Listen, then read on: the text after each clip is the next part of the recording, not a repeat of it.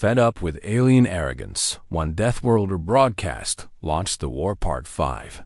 The Council fleet entered Jupiter space with absolute confidence.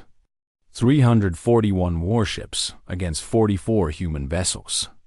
High Speaker Celerin watched from his flagship's command center as his forces moved into attack formation.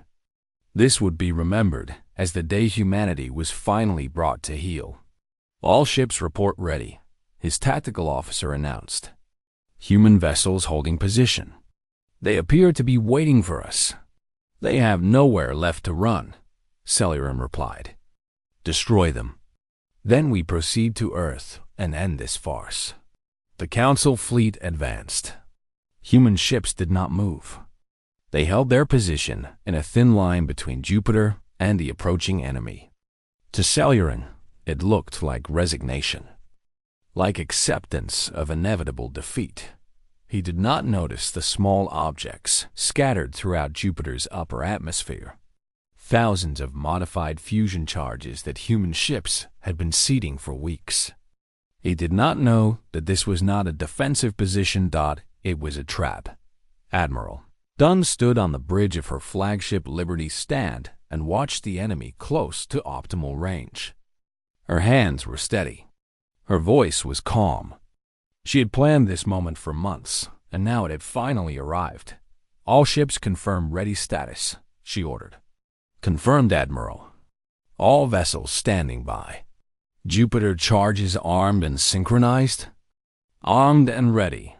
Detonation on your command. Dunn took a deep breath. Everything humanity had left depended on the next few minutes. Execute Operation Deathworld.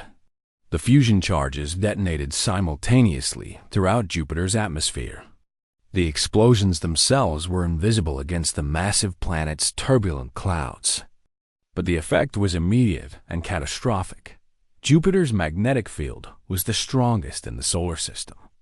When the fusion charges went off, they created a massive electromagnetic pulse that rippled outward through that magnetic field.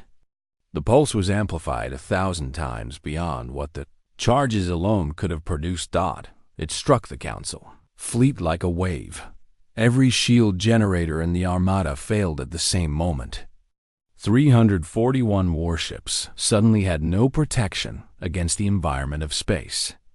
And they were deep inside Jupiter's magnetospher. The radiation hit them immediately. Jupiter's magnetic field traps enormous amounts of charged particles from the sun. Normally, ship shields filtered this radiation to safe levels. Without shields, the full force of that radiation flooded through the Council vessels.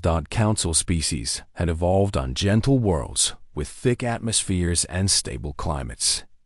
Their bodies had never developed resistance to radiation. Within minutes, crews throughout the fleet began experiencing severe symptoms. Nausea, disorientation, loss of motor control. Within an hour, those symptoms would become fatal. But humans were different. Humans had evolved under a sun that bombarded Earth with radiation every day. Human bodies had developed cellular repair mechanisms that no Council species possessed. With basic protective gear, humans could survive Jupiter's magnetosphere indefinitely. The boarding parties launched before the Council crews understood what was happening. Human assault shuttles crossed the gap between the fleets and latched onto disabled enemy vessels. Soldiers in radiation suits cut through airlocks and stormed onto ships where the crews were too sick to resist. Some Council soldiers tried to fight, but their bodies were failing them. They collapsed while human troops walked past them without difficulty. Ship after ship fell to the boarding parties. Crews surrendered or died as humans took control of the fleet piece by piece. The greatest military force the Council had assembled in 3,000 years was being captured by an enemy they had dismissed as primitive animals. High Speaker Celerin's flagship was breached 2 hours into the operation. A team led by Commander Scott Palmer fought through the corridors toward the command center. Council guards fell before them. their weapons shaking in hands that could no longer aim properly. They found Celerin dead in his quarters. The radiation combined with the stress had caused massive organ failure. His body lay on the floor, his four eyes staring at nothing. The architect of humanity's destruction had been killed by his own contempt for Deathworlders. The battle ended not with Council surrender, but with Council collapse. The remaining ships had crews too sick to operate their vessels. They could not fight and they could not flee. They were completely dependent on human assistance to survive. In one engagement, humanity had gone from facing annihilation to having total control over the invasion force. Admiral Dunn accepted the formal surrender aboard Liberty's stand. The surviving Council commanders looked broken. They had believed their victory was certain. They had believed humans were inferior creatures who would crumble before real opposition. Now, they stood in a human ship, alive only because humans had chosen to save them. "You tricked us," one commander said weakly. "You lured us into a trap." "We fought with the weapons we had," Dunn replied. "Our weapons happen to include bodies that can survive conditions yours cannot. You should have considered that before you decided to exterminate us."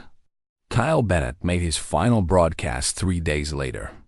The galaxy was still processing what had happened at Jupiter. The greatest military defeat in Council history had been inflicted by a species they had dismissed as animals. This time, Kyle spoke to everyone. "Humanity never wanted this war," he said. "We wanted respect. We wanted equality. We wanted the chance to contribute to galactic civilization like any other species. We asked for those things for 40 years and were refused." He paused, choosing his words carefully. "Now you know what Deathworlders are capable of when we stop asking. We don't want you to fear us. We don't want you to hate us. We want you to understand that survival is the oldest form of strength. Our world taught us that lesson every day of our existence. We learned it well." Kyle's voice softened, but his eyes remained steady. "The Council tried to destroy us because we were different. Because we came from a place they considered primitive and dangerous. But different is not inferior. Survival is not a flaw. And the species that grew strong by enduring conditions you cannot imagine will not be treated as less than those who grew soft and gentle worlds." He ended with words that would be remembered for centuries. "We stopped asking. Now we are ready to start building. Not as your enemies. Not as your conquerors. As your equals. That is all we ever wanted. That is all we ever asked for. The question now is whether you are ready to give it." The Galactic Council reformed under new leadership within a year. The Volthari Dominion lost its position of dominance. Species that had withdrawn from the invasion became humanity's closest allies. And the 18 species that had stood against the war from the beginning were honored as the first true friends humanity found among the stars. Kyle stood at a memorial for the humans who had died in the war. 2,000 soldiers. 6,000 civilians killed by Council containment protocols before the war even started. Countless others who had suffered in the fighting. Their names were carved in stone that would stand as long as humanity remembered what had been sacrificed. Ambassador Linda Wong found him there as the sun set over the memorial. "Do you regret it?" she asked. "That first broadcast. Do you wish you had done something different?" Kyle looked at the stars beginning to appear in the darkening sky. Somewhere out there, human ships were traveling freely for the first time in 40 years. Somewhere out there, human colonies were rebuilding without Council restrictions. Somewhere out there, former enemies were learning to see humans as people instead of animals. "I regret that it was necessary," Kyle said. "I regret that asking nicely never worked. I regret every life that was lost because the Council couldn't accept that we deserved to exist." He turned to face the ambassador.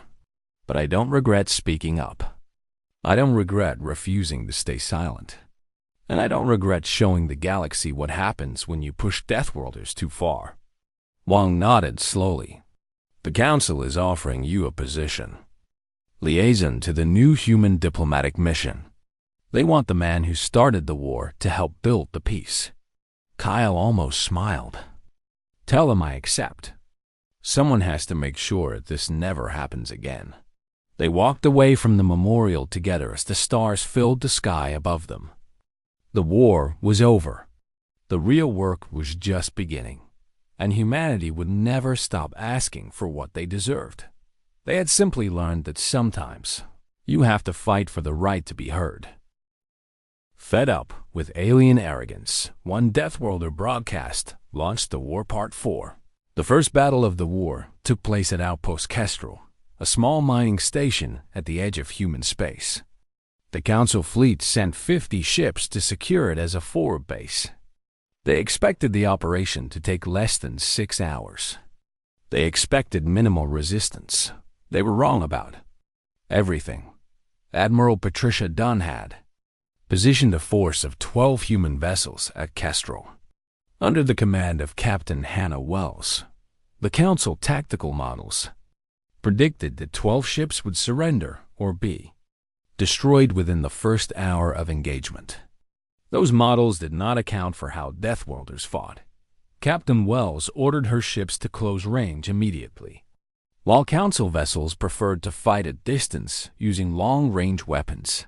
Human ships drove straight into the enemy formation. The Council commanders had never seen such aggressive tactics. Their training had not prepared them for opponents who seemed eager to die. But the humans were not trying to die. They were trying to get close enough to make their advantages count at close range. Human weapons were devastating. The Council ships had superior shields, but those shields were designed to stop attacks from a distance. Human gunners fired at point-blank range, overwhelming the shield generators before they could adapt. 3 Council ships were destroyed in the first 10 minutes. The battle became chaos. Human pilots executed maneuvers that should have killed them. They pushed their ships through turns so sharp that the G-forces would have rendered any Council crew unconscious. But human bodies were built for a high-gravity world. They could endure forces that would kill their enemies. One human ship, the Defiant, took critical damage and lost its main weapons. Instead of retreating, the captain ordered a ramming course toward the nearest Council destroyer. The crew ejected seconds before impact. They survived in open space for nearly 4 minutes before rescue shuttles reached them. No Council species could have lasted more than 30 seconds in vacuum. The battle lasted 8 hours instead of 6. When it ended, the Council force had captured Kestrel, but they had lost 11 ships to do it. The tactical models were rewritten overnight. The war continued across multiple fronts. Council forces pushed into human space, taking stations and colonies through sheer weight of numbers. But every victory cost them more than expected. Human defenders refused to surrender, even when outnumbered 10 to 1. Human soldiers fought until they physically could not move anymore, and then found ways to keep fighting. On the colony world Ardent, the real nature of Deathworlders became clear. Sergeant Diana Marsh led an infantry squad of 20 soldiers against a Council occupation force of 300. Traditional tactics said her squad should have hidden and waited for reinforcement. Sergeant Marsh had different plans. She led her soldiers into the volcanic region north of the main colony. The ground temperature there exceeded 70 degrees Celsius. Toxic gases leaked from cracks in the earth. The terrain was unstable and visibility was near zero due to ash clouds. No Council species could survive there for more than a few minutes. Humans could operate in those conditions for hours with basic protective gear.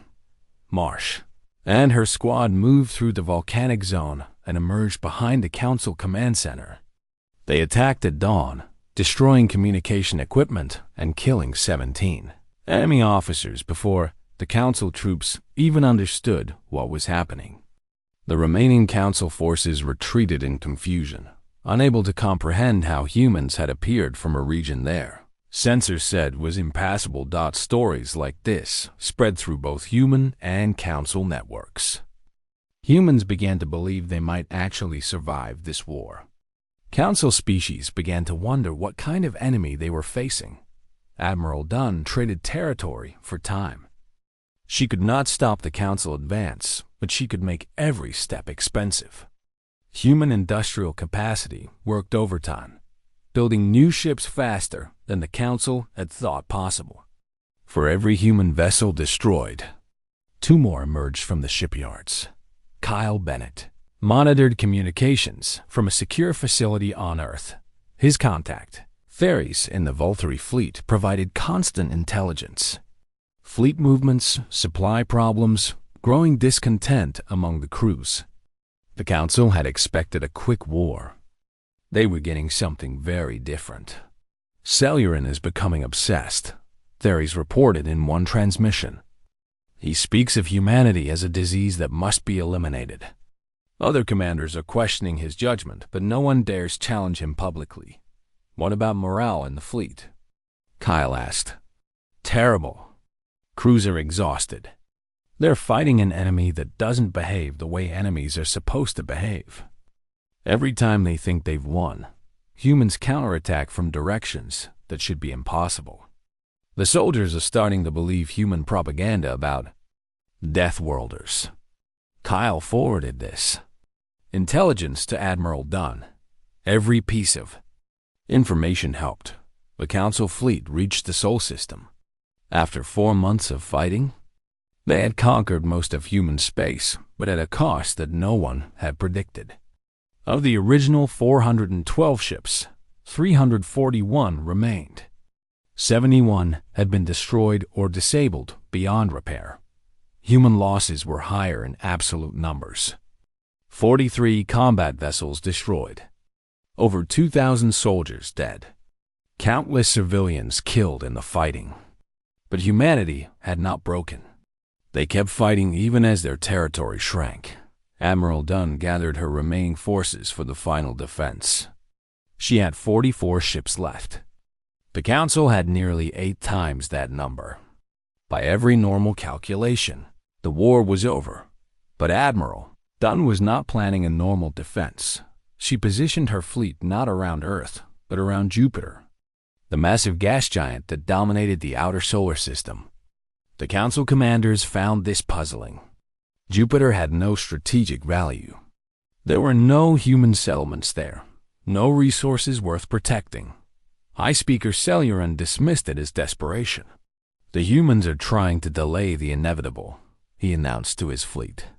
They hide behind a useless planet because they know they cannot stop us. We will sweep them aside and end this war at their homeworld. The Council fleet adjusted course toward Jupiter. They would crush the human resistance there and then proceed to Earth. It would all be over within days. Kyle watched the enemy approach on screens in the Earth Command Center. He had been brought there to coordinate with Theres, who was now actively working to undermine the Council from within. They're taking the bait, Kyle reported. The entire fleet is heading for Jupiter. Admiral Dunn nodded grimly. Then it's time. Signal all ships to execute Operation Deathworld. Admiral, are you sure about this? If it fails, there's nothing between them and Earth. It won't fail. Dunn's voice was steady. We've been preparing this since the war started. The Council thinks they understand what a Deathworld is. They're about to find out how wrong they are. Kyle sent the signal. Across human space, the final stage of humanity's desperate plan began. In the space around Jupiter, 44 human ships formed a defensive line that looked pathetically thin against the approaching armada. The Council commanders prepared for what they assumed would be the final battle of the war. They had no idea what was coming. Fed up with alien arrogance, one Deathworlder broadcast launched the War Part 3. 3 months passed and the galaxy held its breath. The Council fleet moved steadily toward human space, while humanity prepared for a war that seemed impossible to win. Admiral Patricia Dunn worked without sleep, turning every resource available into something that might help humanity survive. The numbers were brutal. 87 human combat vessels against 600 Council warships. Traditional military calculation said humanity had no chance. Every tactical model, every strategic analysis, every expert opinion reached the same conclusion. Humans would be crushed within weeks. But Commander Scott Palmer did not believe in traditional military calculation.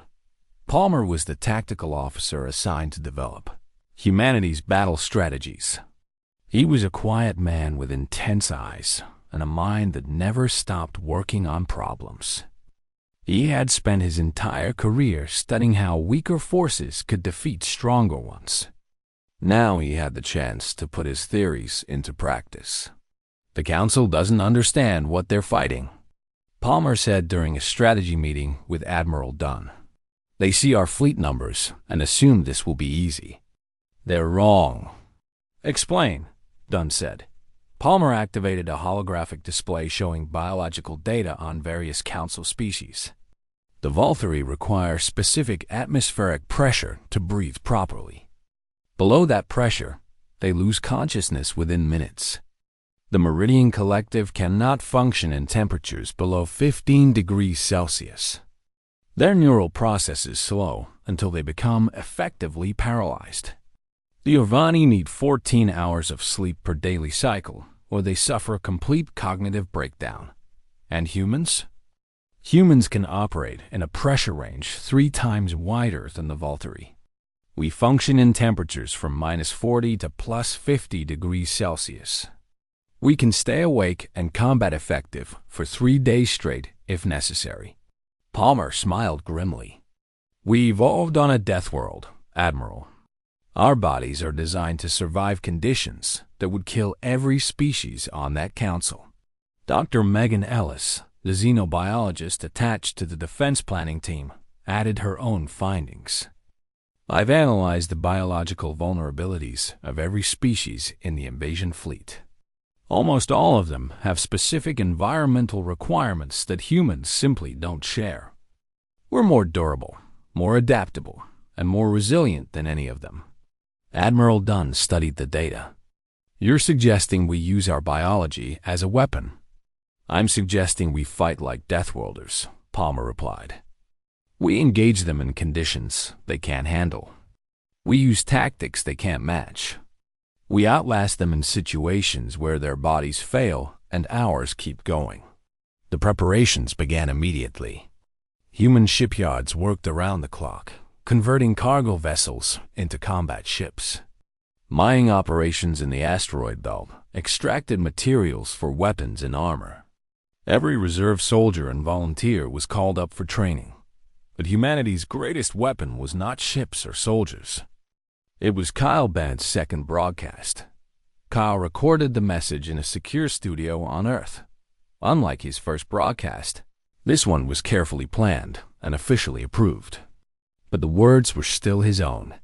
I'm speaking to the citizens of the Galactic Council, Kyle began. Not your leaders, not your governments. You, the ordinary people who live your lives and raise your families and wonder what the future holds. He paused to let his words settle. Your governments are sending 600 warships to destroy humanity. They say we're dangerous. They say we're a threat to galactic stability. They say we need to be controlled for your safety. But I want you to ask yourself something. What has humanity actually done to threaten you? Kyle listed the facts. 42 years of peace with every council species. 0 human attacks on alien populations. 0 human territorial expansions against council wishes.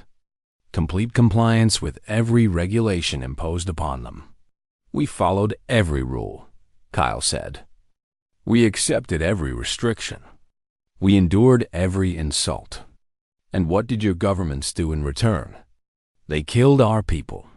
They sent our ships into death traps and called it policy. 6,000 humans died because your council decided our lives were acceptable losses. His voice softened, but his eyes remained intense. Your governments tell you that humans are animals, primitive creatures who stumbled into space before we were ready. But animals don't build starships. Animals don't create art and music and literature. Animals don't stand before the galaxy and demand justice for their dead. He leaned closer to the camera. We come from a death world. Our planet tried to kill us every day of our existence, and we survived. That doesn't make us monsters. That makes us survivors. Then now your governments want to finish what our planet couldn't do. They want to wipe us out because we had the audacity to ask for respect. Kyle's final words were quiet, but they carried across the galaxy. Is that the civilization you want to live in? One that destroys newcomers for refusing to stay silent? One that calls survival a crime? Ask yourself what kind of future you're building when you let your leaders murder an entire species for the sin of being different. The broadcast spread through council space like fire. It could not be stopped, no matter how hard the authorities tried. Citizens of dozens of species watched and listened and began to question what their governments had told them. About humanity. The effect was remarkable. Within weeks, 17 species announced they were withdrawing their ships from the invasion fleet. Their governments issued statements saying they could not participate in what increasingly seemed like unjust aggression. The fleet of 600 was reduced to 412, still overwhelming odds. But the cracks were showing. Admiral Dunn received the news with cautious hope. It's not enough, she said. 400 ships will still crush us.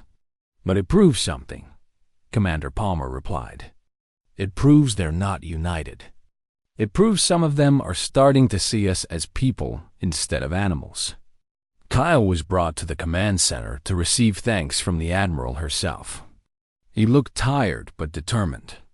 The weight of what he had started showed in his face, but he did not regret it. Your broadcast bought us time and allies, Admiral Dunn told him. But the fleet is still coming. Do you have any more miracles in that transmission equipment of yours? No more broadcasts, Kyle said. But I've been monitoring council communications. There's someone in the Valtteri fleet who might be willing to help us. A spy? A conscience.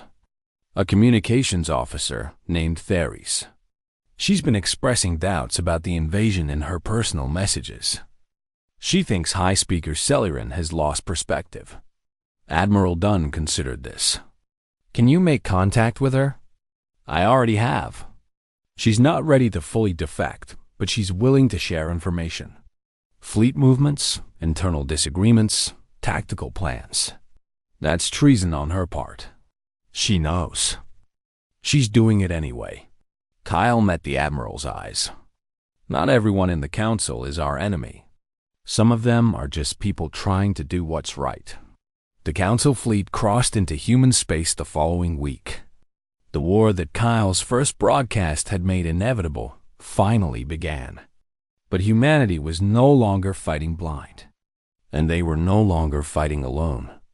Admiral Dunn stood on the bridge of her flagship and watched the enemy advance on her screens. The odds were still terrible. The casualties would be devastating. But for the first time in 40 years, humanity was not just asking for survival. They were fighting for it. Fed up with alien arrogance, one Deathworlder broadcast launched the War Part 2. The transmission reached Earth in 6 hours. Within 12 hours, it had spread to every human colony in the galaxy. Within 24 hours, it had leaked to alien information networks.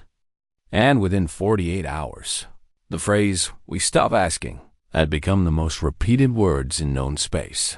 Kyle's broadcast began with the intercepted Council communications. He played the audio of Valtteri officials discussing acceptable human casualties. He showed the data proving that human ships had been deliberately sent to their deaths.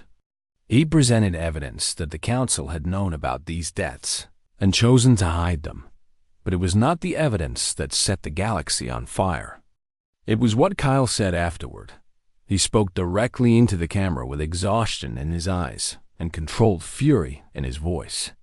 He explained what it meant to be a Deathworld species. Earth was classified as Category 9, which meant it was considered one of the most hostile environments in the known galaxy. The gravity was too strong. The atmosphere contained toxic levels of oxygen. The temperature ranged from extremes that would kill most species within minutes. The planet was filled with predators, parasites, diseases, and natural disasters that had been trying to wipe out humanity since the first humans took their first breath.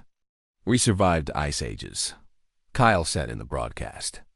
"We survived mass extinctions. We survived plagues that killed half our population. We survived earthquakes and tsunamis and volcanic eruptions that would have ended any species on the Council. Our world tried to kill us every single day, and we refused to die. That is what it means to come from a death world. That is what the Council calls primitive." He spoke about humanity's history since joining the galaxy. 42 years of following rules that were designed to contain them. 42 years of accepting insults and restrictions without complaint. 42 years of asking politely for the chance to prove themselves. "We asked for respect," Kyle said. "We begged for equality. We followed your rules. We did everything you demanded. And you laughed at us. You called us animals. You killed our people and called it policy. You denied us a voice and called it tradition." His voice hardened as he reached the end of the broadcast. "So here's what happens now. We stop asking."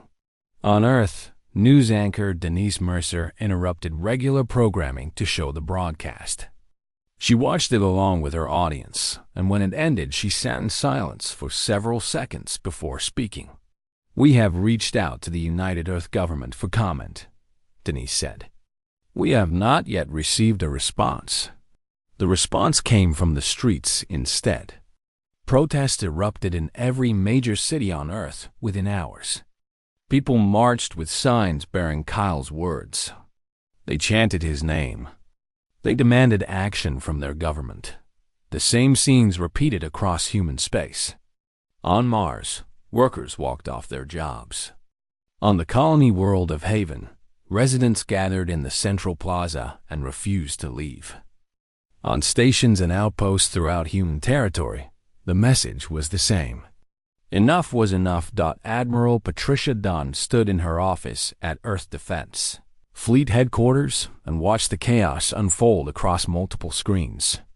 She was a tall woman with sharp features and gray-streaked hair pulled back in a severe style. She had commanded the defense of human space for 15 years and had never faced a crisis like this one.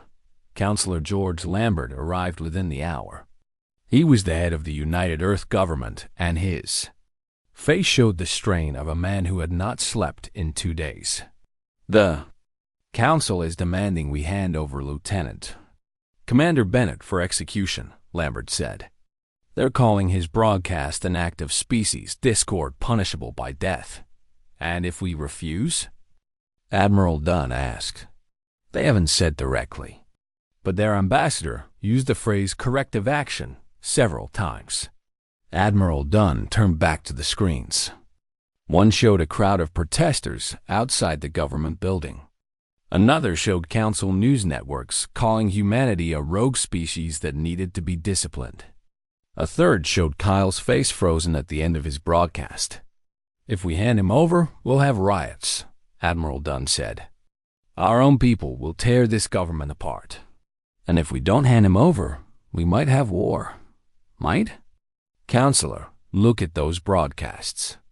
The Council has been waiting for an excuse to put us in our place for 40 years. Bennett just gave them one." Lambert sat down heavily. "What do you recommend?" Admiral Dunn thought for a long moment. She thought about the 6,000 humans who had died because the Council decided their lives were acceptable losses. She thought about the decades of humiliation and restriction. She thought about what Kyle had said in his broadcast. "I recommend we stop asking," she said. 2 days later. the United Earth government announced that Lieutenant Commander Kyle Bennett would not be surrendered to the Council. The announcement stated that Bennett's broadcast contained evidence of crimes against humanity that required investigation. Until that investigation was complete, Bennett would remain in protective custody on Earth. The Council's response came within hours. High Speaker Celerin appeared on every news network in the galaxy. The human species has chosen defiance over cooperation, Celerin said. They have chosen conflict over peace. The Council cannot allow a Deathworld species to threaten galactic stability. We will take appropriate measures to correct human behavior and restore order. The appropriate measures became clear 3 days later, when long-range sensors detected movement at the border of human space. A fleet of 600 warships from 12 Council species was assembling, the largest military force the Council had deployed in 3,000 years. Kyle watched the news from his quarters in the secure facility where Earth was holding him. Guards stood outside his door, not to keep him prisoner, but to protect him from Council assassination attempts. 3 had already been stopped in the past week. Ambassador Linda Huang visited him on the day the fleet was spotted. She looked older than she had a month ago. The stress of the situation had carved new lines into her face. "I should be angry with you," she said. "You acted without authorization. You might have started a war." "Might have?" Kyle replied. Huang almost smiled. "Fair point." She sat down across from him. "I spent 20 years trying to change things through proper channels. 20 years of petitions and proposals and polite requests. And nothing ever changed. I know. Your broadcast changed more in 1 week than I managed in 2 decades. She paused. "I'm not sure if that makes me grateful or ashamed." Kyle leaned forward. "Ambassador, they were killing us. They had been killing us for years and calling it policy. Proper channels weren't going to stop that. No, they weren't." Wang stood and walked to the window. "The Council fleet will reach our border in 3 months. We have 87 combat vessels. They have 600. Those aren't good odds." "No, they're not." She turned back to face him. "But you started this, Lieutenant Commander. Now Earth needs you to help finish it." "What do you mean?" "The government wants you to make another broadcast. An official one this time. They want you to speak not to the Council leadership, but to the citizens of Council species. Ask them why their governments are so afraid of us. Ask them what kind of civilization punishes newcomers for surviving." Kyle thought about the fleet gathering at the border. He thought about the odds against humanity. He thought about the words that had started everything. "When do you want me to record it?" he asked. "Now," Wang said. "We don't have time to waste." Fed up with alien arrogance, one Deathworlder. Broadcast launched the War Part 1. Kyle Bennett sat in the communications room of the Horizon's Edge and watched the live feed from the Galactic Council chamber. His hands rested on the console, but his fingers were tight with anger. On the screen, Ambassador Linda Huang stood before the assembled representatives of 300 alien species. She was presenting humanity's petition for full membership in the Council for the 7th year in a row. Kyle already knew how this would end. The Galactic Council had existed for 12,000 years. They had mapped the stars, built stations that could hold millions of beings, and created trade networks that spanned entire galaxies. Humans had joined this great civilization only 42 years ago, after first contact with a Valkyrie exploration ship. In the long history of the Council, humanity was still a newborn taking its first steps, but the Council did not treat humanity like a promising newcomer. They treated humans like dangerous animals that had somehow learned to speak. Kyle watched as High Speaker Celerin of the Valkyrie Dominion rose from his seat. Celerin was tall and thin with pale blue skin and 4 eyes that never seemed to blink. His voice came through the speakers with a tone of bored contempt that Kyle had heard many times before. The petition from the human delegation is noted, Celeron said. However, the Council cannot grant full membership to a Category 9 Deathworld species at this time. Perhaps in another century, when humanity has proven itself capable of civilized behavior, we may reconsider. Ambassador Wong kept her face calm, but Kyle could see the tension in her shoulders. High Speaker, humanity has met every requirement for membership. We have maintained peace with all Council species. We have contributed to scientific advancement. We have followed every regulation placed upon us. You have followed regulations because you had no choice, Celeron replied. Your compliance does not indicate civilization. It indicates that you understand consequences. A trained beast also understands consequences. That does not make it equal to its trainer. Laughter rippled through the council chamber. Representatives from dozens of species found amusement in Celeron's words. Kyle felt his stomach turn with disgust. The petition was dismissed in less than 10 minutes. Ambassador Wong gathered her materials and walked out of the chamber with her head held high. Kyle knew she would return to the ship and spend the night writing reports that no one on the council would ever read. He turned back to his console and began his routine work of monitoring communications traffic around the station. The Horizon's Edge was a diplomatic vessel, which meant Kyle spent most of his time listening to boring transmissions about trade agreements and scheduling conflicts. But tonight something different caught his attention. A encrypted signal was passing between the Council's administrative center and the Vol 3 Fleet Command. Kyle's security clearance did not include access to Council communications, but human encryption technology had advanced far beyond what the Council believed possible. Kyle had written the decryption program himself during long nights, when he had nothing else to do. He activated the program and waited. The signal resolved into clear audio, and Kyle listened with growing horror. The transmission was a routine report on what the Council called containment protocols for Deathworld species. Kyle learned that for the past 10 years, Council traffic controllers had been secretly rerouting human trade ships into dangerous regions of space. Unstable jump points, asteroid fields, territories controlled by hostile species that were not Council members. The report listed 412 human ships that had been lost during this period. Over 6,000 human lives. The Council had been killing humans for a decade, and they had classified it as acceptable losses for keeping Deathworlders contained. Kyle sat in silence for a long time after the transmission ended. His hands were shaking.